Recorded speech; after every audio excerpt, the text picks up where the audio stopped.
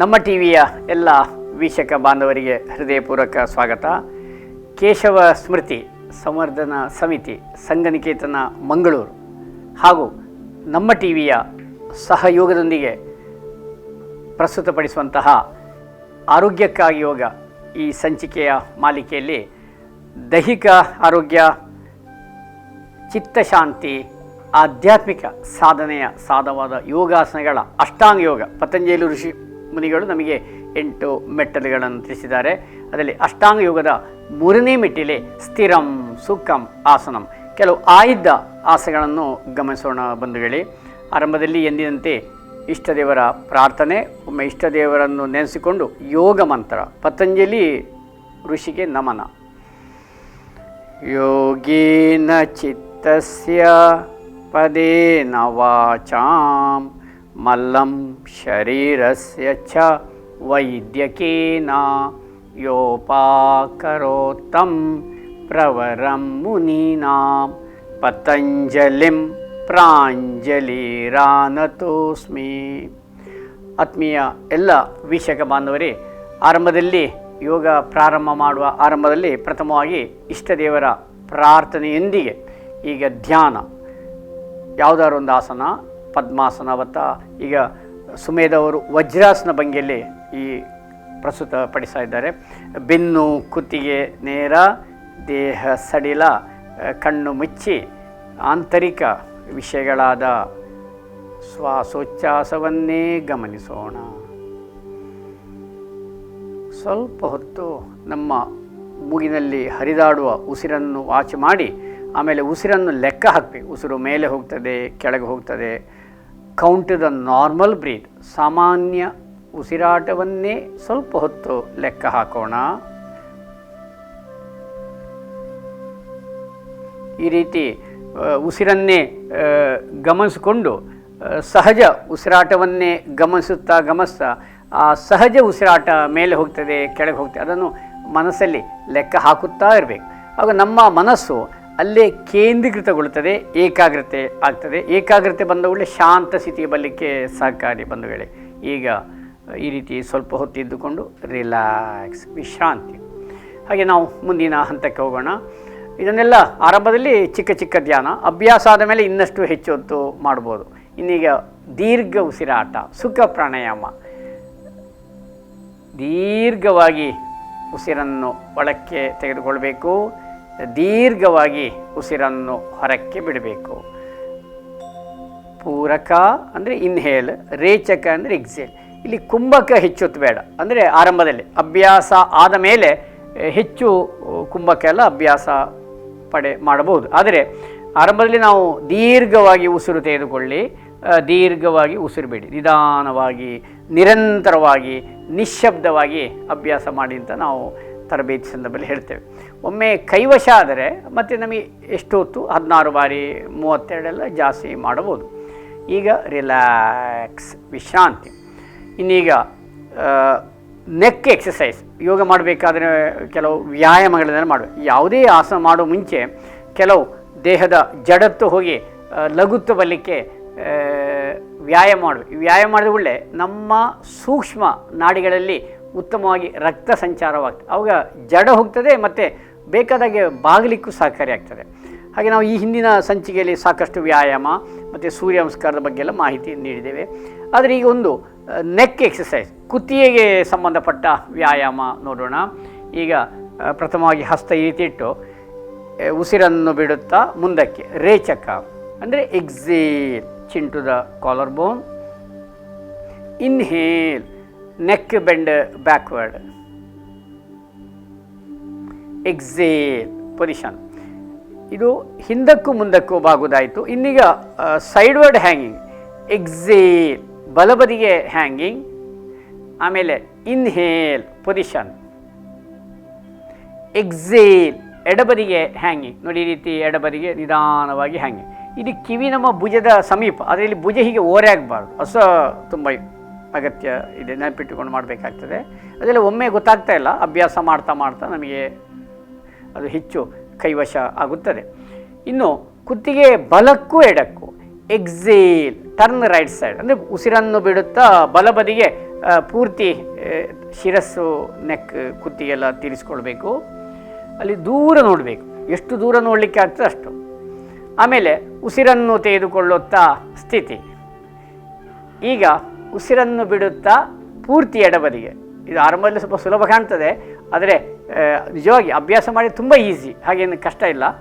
Exhale, inhale, come back. ಇದು ಬಹಳ ಸರಳ, ಹಾಗೇನು ಕಷ್ಟದ ವ್ಯಾಯಾಮ ಅಲ್ಲ. ಅಂದರೆ ನಾವೊಮ್ಮೆ ಮನಸ್ಸಲ್ಲಿ forward bending, backward bending, sideward bending, ಆಂಗ್ಲ ಭಾಷೆ ಹ್ಯಾಂಗಿಂಗ್ ಎಲ್ಲ ಹೇಳಿ ಬೇಗ, ಈಗ ಸ್ಪೆಷಲಿ ನಮಗೆ ಅದು ಹೆಚ್ಚು ಸುಲಭವಾಗಿ ಕೆಲವರಿಗೆ ಬೇಗನೆ ಅರ್ಥ ಆಗ್ತದೆ. ಈಗ ಸ್ಪೆಷಲಿ ಈ ನೆಕ್ ಎಕ್ಸಸೈಸಿನೊಟ್ಟಿಗೆ ಈಗ ನಾವು ಏನು ಕುತ್ತಿಗೆ ಹಿಂದಕ್ಕೂ ಮುಂದಕ್ಕೂ ಪಾರ್ಶ್ವಕ್ಕೆ ನಾವು ಏನು ಭಾಗಿಸಿದ್ದೇವೆ ಹಾಗೆ ರೊಟೇಟ್ ಮಾಡಬೇಕು. ನೋಡಿ, ಈ ರೀತಿ ಹಸ್ತ ಹೀಗೆ, chin to the collar bone, rotate the neck clockwise, anticlockwise. ಗಮನಿಸಿ ಬಂಧುಗಳೇ, ಇದೆಲ್ಲ ಮೃದುವಾಗಿ ಮಾಡಬೇಕು. ನೋಡಿ, ಅಲ್ಲಿ chin to the collar bone, ಕುತ್ತಿಗೆಗೆ ಸಂಬಂಧಪಟ್ಟ ವ್ಯಾಯಾಮ ಅಭ್ಯಾಸ ಮಾಡಿದ ಕೂಡಲೇ ಇಲ್ಲಿ ಇನ್ನೊಂದು ನಮಗೆ ದೊರಕುವ ಪ್ರಯೋಜನ ಅಂದರೆ ಶಿರಸ್ಸಿಗೆ ಸಾಕಷ್ಟು ರಕ್ತ ಸಂಚಲನೆ ಜರುಗುತ್ತದೆ. ಆವಾಗ ಮೈಗ್ರೇನ್ ಹತೋಟಿ ಆಗಲಿಕ್ಕೆ ಸಹಕಾರಿ. ಆಮೇಲೆ ಥೈರಾಯ್ಡ್ ಗ್ರಂಥಿಯ ಆರೋಗ್ಯವರ್ಧನೆಗೂ ಈ ಕುತ್ತಿಗೆಯ ವ್ಯಾಯಾಮ ಬಹಳ ಸಹಕಾರಿ. ರಿಲ್ಯಾಕ್ಸ್. ಇದೆಲ್ಲ 3 ಬಾರಿ 6 ಬಾರಿ, ತುಂಬ ಮೈಗ್ರೇನ್ ಇದ್ದವರು 21 ಬಾರಿ ಮಾಡಿ ಅಂತ ಹೇಳ್ತಾರೆ. ಅದರ ಶಾಸ್ತ್ರದಲ್ಲಿ ಹಾಗೆ ಉಲ್ಲೇಖ ಇದೆ. ಆದರೆ ಒಮ್ಮೆಗೆ ಕಷ್ಟ, 6 ಬಾರಿ 9 ಬಾರಿ ಮಾಡಿ ಕೈವಶ ಮಾಡಿ ಆಮೇಲೆ ಕಲಿತು ಮಾಡ್ಬೋದು. ಈಗ ರಿಲ್ಯಾಕ್ಸ್. ಆತ್ಮೀಯ ಬಂಧುಗಳೇ, ಈ ರೀತಿಯ ಸ್ವಲ್ಪ ವ್ಯಾಯಾಮಗಳನ್ನು ಮಾಡಿ ಸ್ವಲ್ಪ ರಿಲ್ಯಾಕ್ಸ್ ಮಾಡಬೇಕು. ಈ ರೀತಿ ಕಾಲನ್ನು ಬಿಡಿಸಿ ದೇಹದ ಎಲ್ಲ ಬಾರು 2 ಕೈಗಳು, ಇದೊಂದು ವಿಶ್ರಾಂತಿಯ ವಿಧಾನ. ಇನ್ನೀಗ ನಾವು ಕೆಲವು ಆಸನಗಳ ಬಗ್ಗೆಯ ಮಾಹಿತಿಯನ್ನು ಪಡೆಯೋಣ. ಆದರೆ ನಮ್ಮ ಜಡ ಏನು ಸೊಂಟದ ಭಾಗ ಬಿಗಿತ ಇದೆಯಲ್ಲ, ಅದು ಹೋಗಲಾಡಿಕೆ ಒಂದು ಟ್ವಿಸ್ಟಿಂಗ್ ವ್ಯಾಯಾಮ ನೋಡೋಣ. ಈಗ ಹಸ್ತ ಈ ರೀತಿ ಹಿಂದೆ ಇರ್ತದೆ, 2 ಕಾಲು ತುಂಬಾಗಲ್ಲ. ಇನ್ನು ಹಸ್ತವನ್ನು ಹೀಗೆ ಮುಂದೆ ತಂದು ನಿಧಾನವಾಗಿ ಟ್ವಿಸ್ಟಿಂಗ್. ನೋಡಿ, ಪೂರ್ತಿ ಅವರು ಟ್ವಿಸ್ಟ್ ಮಾಡ್ತಾರೆ. ಯಾಕೆಂದರೆ ಈಗ ಒಂದು ಟ್ವಿಸ್ಟಿಂಗ್ ನಾವು ಯೋಗಾಸನ ತೋರಿಸಿಕ್ಕಿದೆ, ಆವಾಗ ಜಡತ್ತು ಹೋಗಿ ಲಘುತ್ವ ಬರ್ಲಿಕ್ಕೆ ಒಳ್ಳೆಯದು. ಈ ಸೊಂಟದ ಭಾಗ ಎಲ್ಲ ಫ್ರೀ ಆಗಬೇಕಲ್ಲ, ಅದಕ್ಕೋಸ್ಕರ ಇದು ಸಹಕಾರಿ. ನೋಡಿ, ಇಲ್ಲಿ ಆದಷ್ಟು ನೇರವಾಗಿಸಬೇಕು. ಇನ್ನೊಮ್ಮೆ ನೋಡಿ, ಈ ಸಾಮಾನ್ಯ ಎಲ್ಲ ಸಮಸ್ಯೆ ಇದ್ದವರೇ ಬಗ್ಬೋದು. ಈ ಭಾಗ ಕಷ್ಟ ಆಗೋರು ಅರ್ಧ ಬಗ್ಗೆ ನೋಡಿ, ಆಗ್ತಾ ಇಲ್ಲ, ಇಷ್ಟೇ ಬಗ್ಗು ನೋಡಿ, ಅರ್ಧ ಹಿಂದೆ ಮುಂದೆ ಮೇಲೆ ಕೆಳಗೆ ಅಟೆಂಪ್ಟ್ ಮಾಡಬೇಕು. ನೋಡಿ, ಇಲ್ಲಿ ಕಾಲು ತುಂಬ ಆಗಲ್ಲ ಮತ್ತು ಬೆರಳು ಪಾಯಿಂಟ್ ಮಾಡಿರಬೇಕು. ಇನ್ನೊಮ್ಮೆ ನೋಡಿ, ಇದೆಲ್ಲ ಎಲ್ಲ ವಯೋಮಾನದವರು ಸಹ ಮೆಲ್ಲಗೆ ಈ ಒಂದು ಬೆಡ್ಡಲ್ಲಿ ಕೂತು ಸಹ ಮಾಡ್ಬೋದು ಬಂಧುಗಳೇ. ರಿಲ್ಯಾಕ್ಸ್, ವಿಶ್ರಾಂತಿ. ಆತ್ಮೀಯ ವೀಕ್ಷಕ ಬಾಂಧವರೇ, ಈ ಸಂಚಿಕೆಯಲ್ಲಿ ತಿರುಚುವಿಕೆಯ ವ್ಯಾಯಾಮ, ಹೇಗೆ ನಾವು ಯೋಗಾಸನಗಳಲ್ಲಿ ಮುಂದಕ್ಕೂ ಹಿಂದಕ್ಕೂ ಪಾರ್ಶ್ವಕ್ಕೆಲ್ಲ ಬಾಗಿದ ಆಸನಗಳನ್ನು ಗಮನಿಸಿದ್ದೇವೆ, ಹಾಗೆ ನಾವು ತಿರುಚುವಿಕೆಯ ವ್ಯಾಯಾಮ ಸಹ ನಾವು ಇವಾಗ ಗಮನಿಸಿದ್ದೇವೆ. ಹಾಗೆ ಅದಕ್ಕೆ ಸಂಬಂಧಪಟ್ಟ ಆಸನಗಳಿವೆ. ಅರ್ಧ ಮತ್ಸ್ಯೇಂದ್ರಾಸನ, ವಕ್ರಾಸನ, ಮರೀಚಾಸನ, ಭಾರದ್ವಾಜಾಸನ, ಪಾಶಾಸನ. ಇದು ಬಹಳ ಕೆಲವು ಕಠಿಣ ಇದೆ. ಅದರಲ್ಲೊಂದು 2-3 ನಿತ್ಯ ಆರೋಗ್ಯಕ್ಕೆ ನಾವು ಟ್ವಿಸ್ಟಿಂಗ್ ಆಸನ ಹೇಳ್ತೇವೆ ಆಂಗ್ಲ ಭಾಷೆಯಲ್ಲಿ. ತಿರುಚುವಿಕೆಯ ವ್ಯಾಯಾಮಕ್ಕೆ ಸಂಬಂಧಪಟ್ಟ ಅಂದರೆ ಟ್ವಿಸ್ಟಿಂಗ್ ಪೋಶ್ಚರ್, ತಿರುಚುವಿಕೆಯ ಆಸನ. ಈಗ ಅರ್ಧ ಮತ್ಸ್ಯೇಂದ್ರಾಸನ, ಇದು ನಮ್ಮ ಎದೆ ಹೃದಯ ಶ್ವಾಸಕೋಶಕ್ಕೆ ಒಳ್ಳೆಯದು, ಆರೋಗ್ಯಕ್ಕೆ. ಆಮೇಲೆ ಹೊಟ್ಟೆಯ ಬೊಜ್ಜು ಕರಗಲಿಕ್ಕೆ, ಮಧುಮೇಹದ ನಿಯಂತ್ರಣಕ್ಕೆ ಸಹಕಾರಿ. ಯಾಕೆಂದರೆ ಅಲ್ಲಿ ಪ್ಯಾಂಕ್ರಿಯಾಸ್ ಆ್ಯಕ್ಟಿವೇಟ್ ಆಗಲಿಕ್ಕೆ ಈ ಆಸನ ಉಪಯುಕ್ತವಾಗಿದೆ. ಈ ಆಸನ ಯಾರು ಮಾಡಬಾರದು, ತೀವ್ರ ಸೊಂಟ ನೋವಿದ್ದವರು ಅಥವಾ ಬಿಗಿತ ಇದ್ದವರಿಗೆ ಮಾಡಲಿಕ್ಕೆ ಕಷ್ಟ. ಅದು ಆರಂಭದಲ್ಲಿ ಟ್ವಿಸ್ಟಿಂಗ್ ಎಲ್ಲ ಮಾಡ್ತಾ ಕ್ರಮೇಣ ಕೈವಶವಾಗುತ್ತದೆ. ಹೀಗೆ ಆರಂಭದಲ್ಲಿ ಸರಳ ಆಸನಗಳನ್ನು ಮಾಡಿ ಅಂತ ಹೇಳೋದು. ಯಾವಾಗ ನಾವು ಸರಳ ಆಸನ ಮಾಡಿ ಮತ್ತು ಇಂತಹ ಆಸನಗಳು ನಮಗೆ ಕೈವಶ ಆಗಲಿಕ್ಕೆ ಸಹಕಾರಿ. ಈಗ ಅರ್ಧ ಮತ್ಸ್ಯೇಂದ್ರಾಸನ ನೋಡೋಣ. ಇದೊಂದು ಋಷಿಮುನಿಯ ಹೆಸರನ್ನು ಈ ಆಸನಕ್ಕೆ ಇಡಲಾಗಿದೆ ಬಂಧುಗಳೇ. ಪ್ರಥಮವಾಗಿ ದಂಡಾಸನ. 2 ಕೈಗಳ ಸಹಾಯದಿಂದ ಬಲಕಾಲನ್ನು ಮಡಿಸಿಕೊಂಡು, ಒಂದು ಕಾಲನ್ನು ಮಡಿಸಿ ಈ ರೀತಿ ಪೂರ್ತಿ ಹಿಂದೆ ಅಂದರೆ ಎಡ ಸೀಟಿನ ಅಡಿಗೆ ತರಬೇಕು. ಆಮೇಲೆ ಎಡಕಾಲು ಮಡಿಸಿ ಈ ಕಡೆ ಬಲ ಮಂಡಿಯ ಹತ್ತಿರ ಅಲ್ಲಿ ಒತ್ತಿ ಊರಿಡಬೇಕು. ಆಮೇಲೆ ಹಸ್ತವನ್ನು ನೇರ ಮಾಡಬೇಕು, ಒಂದು ಕೈಯಿಂದ ಹಿಡಿದುಕೊಂಡು. ಅಂದರೆ ಈಗ ಅವರು ಎಡ ಹಸ್ತವನ್ನು ನೇರ ಮಾಡಿರ್ತಾರೆ. ಉಸಿರನ್ನು ಬಿಡುತ್ತಾ ನಿಧಾನವಾಗಿ ಈ ರೀತಿ ಒಂಥರ ತ್ರಾಟಕದ ಹಾಗೆ ಇಲ್ಲಿ ಹಸ್ತವನ್ನು ಸೀಟಿನ ಮಧ್ಯೆ, ಹಿಪ್ಪು ಭಾಗ ಅಂತ ಹೇಳ್ತೀವಿ, ಅದರ ಮಧ್ಯಕ್ಕೆ 2 ಸೀಟಿನ ಮಧ್ಯೆ ಈ ರೀತಿ ಒತ್ತಿ ಊರಿಡಬೇಕು. ಇನ್ನು ಭುಜ ತಿರುಗಿಸಬೇಕು. ಈಗ ಸಪೋಸು ಅಂದರೆ ಆರಂಭದಲ್ಲಿ ಕಷ್ಟ ಆಗ್ತದೆ ಅಂಥವ್ರು ಈ ರೀತಿ ಮಾಡ್ಬೋದು. ಆಮೇಲೆ ಈಗ ಇವರು ಎಡಕೈ, ಬಲಕೈಯಿಂದ ಎಡಕಾಲಿನ ಪಾದ ಅಥವಾ ಹೆಬ್ಬೆರಳು ನೋಡಿ ಗಮನಿಸಿ ಬಂಧುಗಳೇ. ಇನ್ನು ಈ ಹಸ್ತವನ್ನು ರೊಟೇಟ್ ಮಾಡಬೇಕು, ಸೊಂಟಕ್ಕೆ ಸುತ್ತಿ ಬಳಸಬೇಕು. ಈಗ ಪೂರ್ತಿ ಅರ್ಧ ಮತ್ಸ್ಯಂದಾಸನ ಆಲ್ಮೋಸ್ಟ್ ಅಂತಿಮ ಸ್ಥಿತಿಗೆ ತಂದಿದೆ. ಆದರೆ ಇನ್ನು ಭುಜ ತಿರುಗಿಸಬೇಕು. ಈ ಚಿನ್ನು ನಮ್ಮ ಭುಜದ ಸೈಡಿಗೆ ತರಬೇಕು ಬಂಧುಗಳೇ. ಬೆನ್ನೆಲ್ಲ ನೇರವಾಗಿ ಹಾಯಾಗಿ ಸ್ಥಿರಂ ಸುಖಂ ಆಸನಂ. ಅರ್ಧ ಮತ್ಸ್ಯಂದಾಸ ಗಮನಿಸಿ ಬಂಧುಗಳೇ, ಇಲ್ಲಿ ಹೊಟ್ಟೆಯ ಭಾಗ ನೋಡಿ ಸಾಕಷ್ಟು ಸ್ಟ್ರೆಚ್ ಆಗ್ತದೆ. ಮಧುಮೇಹದ ನಿಯಂತ್ರಣ, ಹೊಟ್ಟೆಯ ಕೊಬ್ಬು ಕರಗಲಿಕ್ಕೆ, ಸೊಂಟ ನೋವು, ಬೆನ್ನು ನೋವಿನ ಪರಿಹಾರ ಹೇಳ್ಬೋದು. ಅಂತೂ ನಿಯಂತ್ರಣಕ್ಕೂ ಖಂಡಿತವಾಗಿ ಆಗುತ್ತದೆ. ಆದರೆ ಸ್ವಲ್ಪ ಕಷ್ಟ. ಅದಕ್ಕೆ ನಾವು ಕೆಲವು ಟ್ವಿಸ್ಟಿಂಗ್ ವ್ಯಾಯಾಮ ಮಾಡಿ ಸರಳ ಆಸನ ಮಾಡಿ ಇದನ್ನು ಕೈವಶ ಮಾಡ್ಬೋದು. ಈ ಸ್ಥಿತಿಯಲ್ಲಿ ಸ್ವಲ್ಪ ಹೊತ್ತು ಇದ್ದುಕೊಂಡು ಆಮೇಲೆ ರಿಲ್ಯಾಕ್ಸ್, ಒಂದೊಂದೇ ಹಸ್ತವನ್ನು ಈ ರೀತಿ ತಂದು ಉಸಿರನ್ನು ಬಿಡುತ್ತಾ ತರಬೇಕು. ಆಮೇಲೆ ಇನ್ನೊಂದು ಕೈಯನ್ನು ಬಿಡಿಸಿಕೊಂಡು ರಿಲ್ಯಾಕ್ಸ್. ಹಾಗೆ ಇನ್ನೊಂದು ಪಾರ್ಶ್ವದಲ್ಲಿ ಸಹ ನಾವು ಗಮನಿಸೋಣ ಬಂಧುಗಳೇ. ಈಗ ಇನ್ನೊಂದು ಕಾಲನ್ನು ಮಾಡಿಸಬೇಕು ಅದೇ ರೀತಿ. ಆಮೇಲೆ ಬಲ ಕೈಯನ್ನು ನೇರ ಮಾಡಬೇಕು. ಈಗ ಬಲಹಸ್ತ ಕಣ್ಣುಗಳಿಂದ ಬಲ ಕೈಯ ಬೆಳೆ ನೋಡ್ತಾ ಉಸಿರನ್ನು ಬಿಡುತ್ತಾ ನಿಧಾನವಾಗಿ ಬಲ ಬದಿಗೆ ತಿರುಗಿಸಬೇಕು. ಗಮನಿಸಿ ಬಂಧುಗಳು, ಇದು ಸೀಟಿನ ಹತ್ತಿರ ಒತ್ತಿ ಊರಿಡಬೇಕು. ಈ ಕಡೆ ಸ್ವಲ್ಪ ಬರಲಿ, ಹಾಗೆ ಸರಿ ಆಯಿತು. ಈ ಕಾಲು ಮಂಡಿಯಿಂದ ತುಂಬ ಹೆಚ್ಚು ಹೊರಗೆ ಹೋಗಲಿಕ್ಕಿಲ್ಲ, ಆದಷ್ಟು ಇದು ಒಳಗಡೆ ತರಬೇಕು. ಇನ್ನು ಎಡಕೈಯಿಂದ ಬಲಕಾಲಿನ ಪಾದ ಅಥವಾ ಹೆಬ್ಬೆರಳು. ಇನ್ನು ಈ ಊರಿದ ಹಸ್ತವನ್ನು ಸೊಂಟಕ್ಕೆ ಹೀಗೆ ಸುತ್ತಿ ಬಳಸಬೇಕು. ಇನ್ನು ಆದಷ್ಟು ಇದು ತಿರುಗಿಸ್ಬೇಕು. ಕುತ್ತಿಗೆ ನೋಡಿ, ಇದು ಅವರ ಚಿನ್ ನೋಡಿ ಭುಜದ ಮಟ್ಟಕ್ಕೆ ಬಂದಿದೆ. ಬೆನ್ನೆಲ್ಲ ನೇರವಾಗಿರಬೇಕು. ತಿರುಚಬೇಕು ಅಂದರೆ ಒಳ್ಳೆ ಟ್ವಿಸ್ಟ್ ಆಗ್ತದೆ ಇಲ್ಲಿ ಈ ಆಸನ. ಹಿಂದೆ ಯೋಗಿಗಳು ಋಷಿಮುನಿಗಳಲ್ಲಿ ಈ ಆಸನ ಮಾಡಿಕೊಂಡಿದೆ. ಯಾಕಂದರೆ ಈ ಮಧುಮೇಹ ಬರಬಾರ್ದು, ಹೊಟ್ಟೆಯ ಕೊಬ್ಬು ಹೆಚ್ಚಾಗಬಾರ್ದು ಅಂತ ಸಾಧನೆಗೆ. ಯಾಕಂದರೆ ಸಾಧನೆ ಆಧ್ಯಾತ್ಮಿಕ ಸಾಧನೆಗೆ ಇದೆಲ್ಲ ಅಡಚಣೆ ಆಗಬಾರ್ದು. ಈಗ ನನಗೆ ಅಧಿಕ ಒಬೆಸಿಟಿಯಲ್ಲಿದ್ದರೆ ಹೇಗೆ ಧ್ಯಾನ ಮಾಡೋದು, ಪ್ರಾಣಾಯಾಮ ಮಾಡೋದು, ಅದಕ್ಕೆ ಇದನ್ನೆಲ್ಲ ಮಾಡಿಕೊಂಡಿದೆ. ಅದಕ್ಕೆ ಅರ್ಧ ಮತ್ಸ್ಯೇಂದ್ರಾಸನ. ಹಾಗೆ ಹಾಯಾಗಿ ಇದ್ದುಕೊಂಡು ಆಮೇಲೆ ನಿಧಾನವಾಗಿ ಒಂದೊಂದೇ ಕೈಯನ್ನು ಬಿಡಿಸುತ್ತಾ ರಿಲ್ಯಾಕ್ಸ್, ಉಸಿರನ್ನು ಬಿಡುತ್ತಾ ವಿಶ್ರಾಂತಿ ಪಡೆಯಬೇಕು ಬಂಧುಗಳೇ. ರಿಲ್ಯಾಕ್ಸ್. ಇದಿಷ್ಟು ಅರ್ಧ ಮತ್ಸ್ಯೇಂದ್ರಾಸನ ಬಗ್ಗೆಯ ಸಂಕ್ಷಿಪ್ತ ಮಾಹಿತಿಗಳು.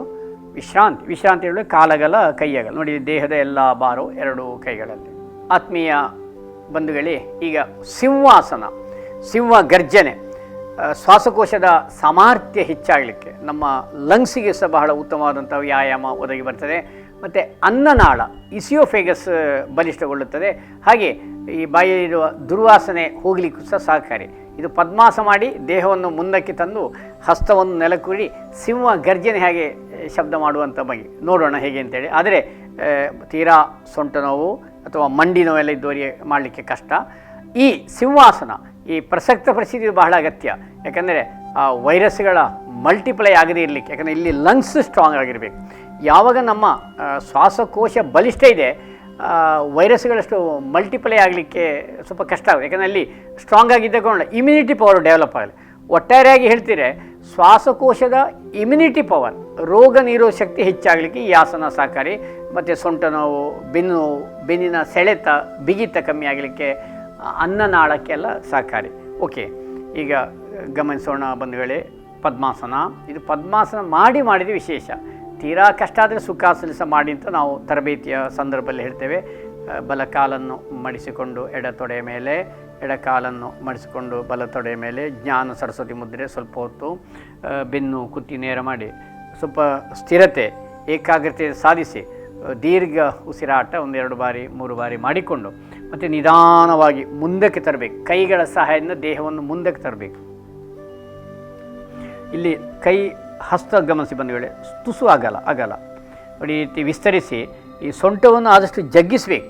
ಇಲ್ಲಿ ಮುಖ್ಯ ಉದ್ದೇಶ ನಮ್ಮ ಸೊಂಟದ ಭಾಗ ಉಂಟಲ್ಲ, ತಳಭಾಗ ಆದಷ್ಟು ಜಗ್ಗಬೇಕು, ಒತ್ತಬೇಕಲ್ಲ, ಅಂದರೆ ಆ ರೀತಿ ಕೆಳಗಿನ ಭಾಗ ಪ್ರೆಷರ್ ಬರಬೇಕು. ಇನ್ನು ನಾಲಿಗೆಯನ್ನು ಹೊರಗೆ ಚಾಚಿ ಗರ್ಜನೆ ರೀತಿಯಲ್ಲಿ ಸೌಂಡ್ ಮಾಡಿ ಒಮ್ಮೆ ನೋಡೋಣ ಹೇಗೆ ಅಂತೇಳಿ. ಈ ರೀತಿ ಸ್ಫೋಟದ ರೂಪದಲ್ಲಿ ಬರಬೇಕು. ಎಸ್, ಹಾಗೆ ರಿಲ್ಯಾಕ್ಸ್.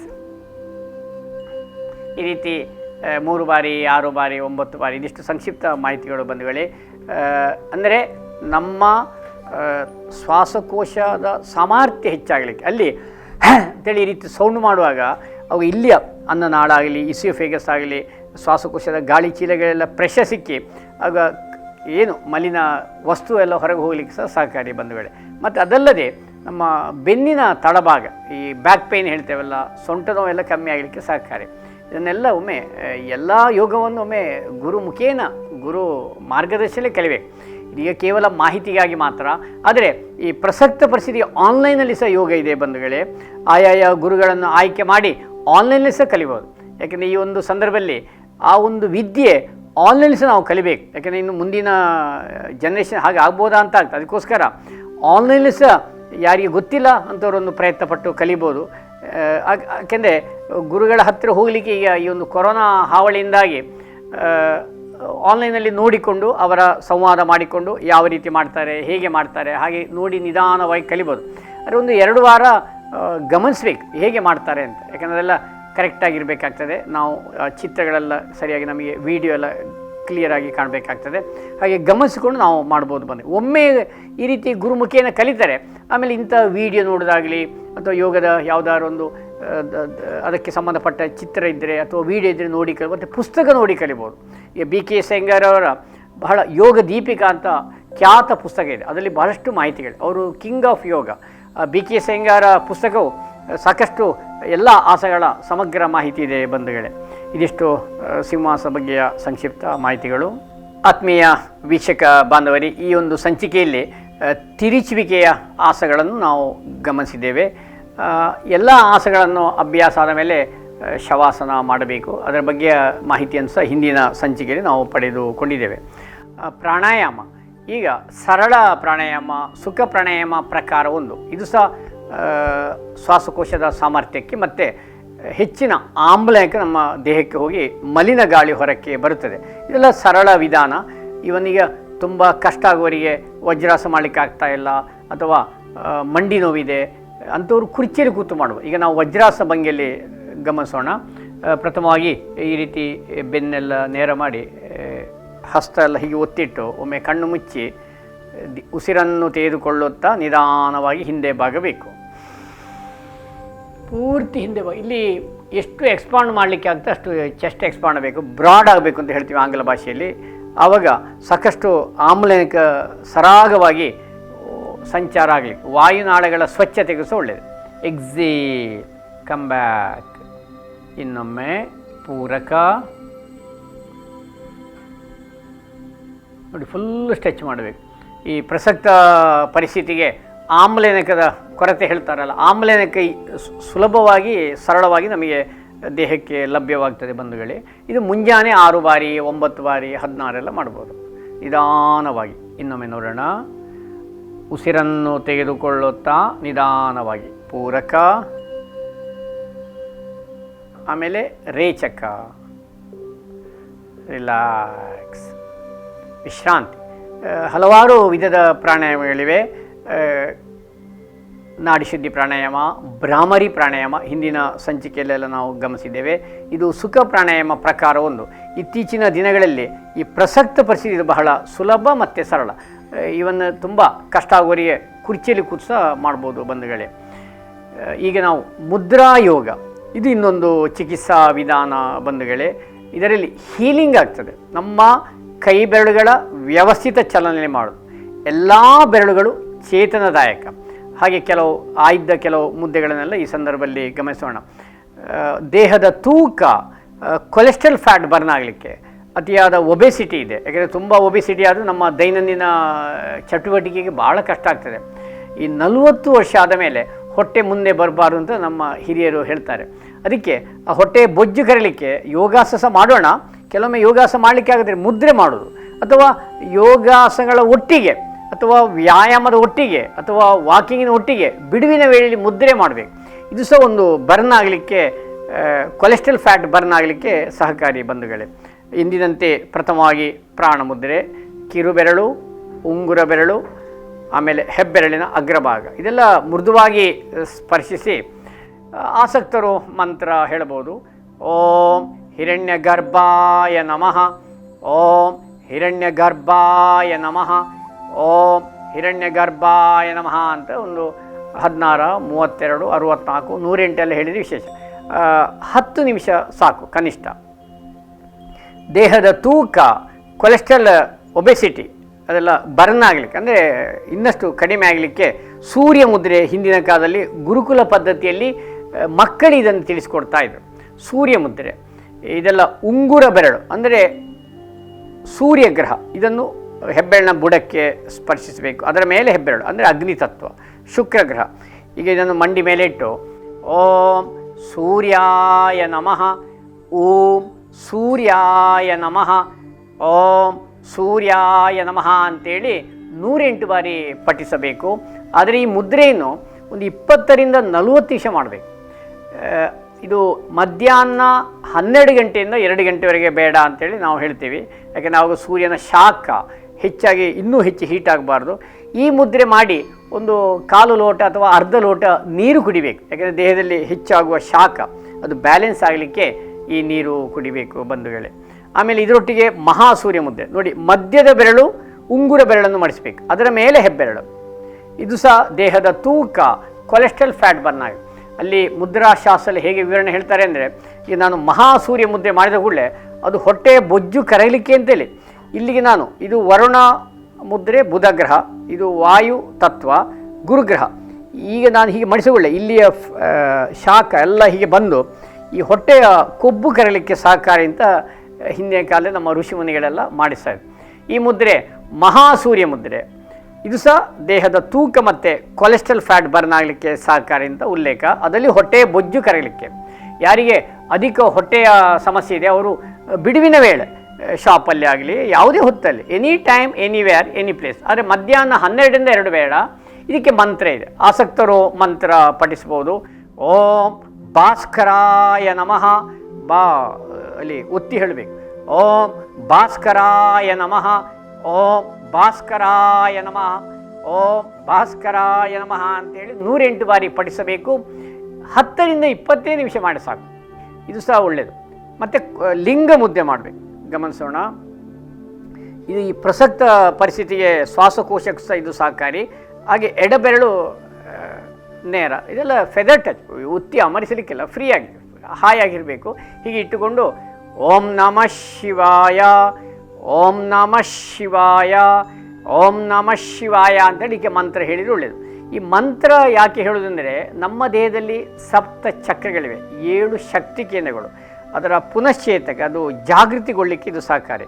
ಮತ್ತು ಸೌಂಡ್ ಥೆರಪಿಯಾಗಿ ಇಲ್ಲಿ ಕೆಲಸ ನಿರ್ವಹಣೆ ಮಾಡಿ. ಸೌಂಡ್ ಥೆರಪಿಯಾಗಿ ಏನಾಗ್ತದೆ, ನಮ್ಮ ಮಿದುಳಿನ ಕಂಪನಗಳಿಂದಾಗಿ ಅಲ್ಲಿ ಪುನಶ್ಚೇತಗೊಳ್ಳಿಕ್ಕೆ ಅದು ಕೆಲಸ ನಿರ್ವಹಣೆ ಮಾಡಲಿಕ್ಕೆ ಶುರು ಮಾಡ್ತಾರೆ. ಆದ ಕಾರಣ ಮಂತ್ರ ಸೌಂಡ್ ಥೆರಪಿ, ಮುದ್ರಾ ಫಿಸಿಯೋಥೆರಪಿ. ಆದ ಕಾರಣ ದೇಹದ ತೂಕ, ಕೊಲೆಸ್ಟ್ರಾಲ್, ಫ್ಯಾಟ್ ಬರ್ನ್ ಆಗಲಿಕ್ಕೆ ಇನ್ನೊಮ್ಮೆ ಹೇಳ್ತೀವಿ ಪ್ರಾಣ ಮುದ್ರೆ 10 ನಿಮಿಷ. ಓಂ ಹಿರಣ್ಯ ಗರ್ಭಾಯ ನಮಃ. ಸೂರ್ಯ ಮುದ್ರೆ ಉಂಗುರ ಬೆರಳನ್ನು ಹೆಬ್ಬೆರಳಿನ ಬುಡಕ್ಕೆ ಮಡಿಸಿ ಓಂ ಸೂರ್ಯಾಯ ನಮಃ, ಓಂ ಸೂರ್ಯಾಯ ನಮಃ ಎಲ್ಲ ಫ್ರೀಯಾಗಿ ಮಂಡಿ ಮೇಲಿಟ್ಟು ಮಾಡಲಿಕ್ಕೆ. ಇದನ್ನು ಮನೆಯಲ್ಲಿ ಕುರ್ಚಿಯಲ್ಲಿ ಕೂತು ಯಾವುದೇ ಹೊತ್ತಲ್ಲಿ ಮಾಡ್ಬೋದು. ಆಮೇಲೆ ಮಹಾಸೂರ್ಯ ಮುದ್ರೆ ಓಂ ಭಾಸ್ಕರಾಯ ನಮಃ, ಓಂ ಭಾಸ್ಕರಾಯ ನಮಃ. ಇದು ಸಹ ಒಂದು 108 ಬಾರಿ ಮಂತ್ರ.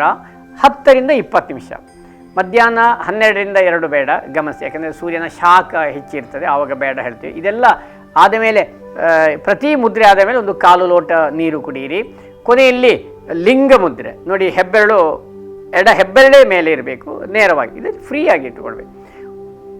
ಓಂ ನಮಃ ಶಿವಾಯ ಅಂತ ಒಂದು 5ರಿಂದ 10 ನಿಮಿಷ ಗಮನಿಸಿ ಬಂದ ವೇಳೆ ಈ ಲಿಂಗ ಮುದ್ರೆಯನ್ನು ಕೇವಲ 10 ನಿಮಿಷ ಮಾಡಿ, ಅಥವಾ 5 ನಿಮಿಷ. ಹೆಚ್ಚು ಮಾಡಬಾರ್ದು. ಹೆಚ್ಚು ಮಾಡಿ ತುಂಬ ಡ್ರೈ ಆಗ್ತದೆ, ಒಣಗಿ ಹೋಗ್ತದೆ. ಅದಕ್ಕೆ ಈ ಮುದ್ದೆ ಮಾಡಿದ ಕೂಡಲೇ ನಾವು ನೀರು ಕುಡೀರಿ, ಜ್ಯೂಸ್ ಕುಡಿ ಅಂತೇಳು.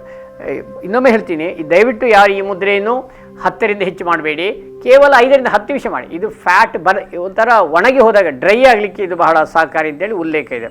ನೋಡಿ, ಚಳಿಗಾಲ ಬರೋದು ನಾವು ಗೊತ್ತಿದ್ದು ಹೀಗೆ ಮಾಡ್ತೀವಿ ಅಲ್ವಾ? ಯಾಕೆ ನಾವು ಬಿಸಿಯಾಗಿ ಒಂಥರ ಹೀಟ್, ಚಳಿಯ ಪ್ರೊಟೆಕ್ಟಿಗೆ ಇದು ಸಹಕಾರಿ ಆಗ್ತದೆ. ನಾವು ಗೊತ್ತಿದ್ದೋ ಗೊತ್ತಿಲ್ಲದೆ ಅಷ್ಟಿಷ್ಟು ಮುದ್ರೆ ಮಾಡ್ತೇವೆ. ನೋಡಿ, ಊಟ ಮಾಡುವಾಗ ಮುಕುಲ ಮುದ್ರೆ, ಪಾತ್ರ ತೊಳೆಯುವಾಗ ಪತಾಕ ಹಸ್ತ ಮುದ್ರೆ, ಇದೆಲ್ಲ ನಾವು ಗೊತ್ತಿದ್ದೋ ಗೊತ್ತಿಲ್ಲದೆ ಅಷ್ಟಿಷ್ಟು ಮಾಡಿ ಒಂದು 20% ನಮ್ಮ ಆರೋಗ್ಯ ಹೆಚ್ಚಾಗಲಿಕ್ಕೆ ಸಹಕಾರಿ. ಬ್ರಷ್ ಮಾಡ್ತೀವಿ ಈ ರೀತಿ ತೋರು ಬೆರಳಲ್ಲಿ ಸೂಚಿ ಮುದ್ರೆ, ಮತ್ತು ನಾಲಿಗೆ ಶುಚಿಗೊಳಿಸಲಿಕ್ಕೆ ಸೂಚಿ ಮುದ್ರೆ ಮಾಡ್ತೀವಿ ಬಂಧುಗಳೇ. ಹಾಗೆ ತಲೆ ತುರಿಸದೆ ಅದಕ್ಕೆ ವ್ಯಾಘ್ರ ಮುದ್ರೆ ಈ ರೀತಿ ಮಾಡ್ತೀವಿ. ಇದೆಲ್ಲ ನಮಗೆ ಮಾಡುವುದೊಂಥರ ರಿಲ್ಯಾಕ್ಸ್ ಆಗಲಿಕ್ಕೆ ಸಹಕಾರಿ ಬಂಧುಗಳೇ. ಆತ್ಮೀಯ ವೀಕ್ಷಕ ಬಾಂಧವರೇ, ಇದಿಷ್ಟು ಮುದ್ರಾ ಯೋಗದ ಬಗ್ಗೆಯ ಸಂಕ್ಷಿಪ್ತ ಮಾಹಿತಿಗಳು. ಕೇಶವ ಸ್ಮೃತಿ ಸಂವರ್ಧನಾ ಸಮಿತಿ ಸಂಘನಿಕೇತನ ಮಂಗಳೂರು ನಮ್ಮ ಟಿವಿಯ ಸಹಯೋಗದೊಂದಿಗೆ ಈ ಪ್ರಸ್ತುತ ಪಡಿಸುವಂತಹ ಆರೋಗ್ಯಕ್ಕಾಗಿ ಯೋಗ ಈ ಸಂಚಿಕೆಯ ಮಾಲಿಕೆಯನ್ನು ಶಾಂತಿ ಮಂತ್ರದೊಂದಿಗೆ ಸಮಾಪನ ಮಾಡೋಣ. ಓಂ ಸರ್ವೇ ಭವಂತು ಸುಖಿನಃ, ಸರ್ವೇ ಸಂತು ನಿರಾಮಯ, ಸರ್ವೇ ಭದ್ರಾಣಿ ಪಶ್ಯಂತು, ಮಾ ಕಶ್ಚಿತ್ ದುಃಖಭಾಗ್ ಭವೇತ್. ಓಂ ಶಾಂತಿ ಶಾಂತಿ ಶಾಂತಿ. ವಂದನೆಗಳು, ಧನ್ಯವಾದಗಳು.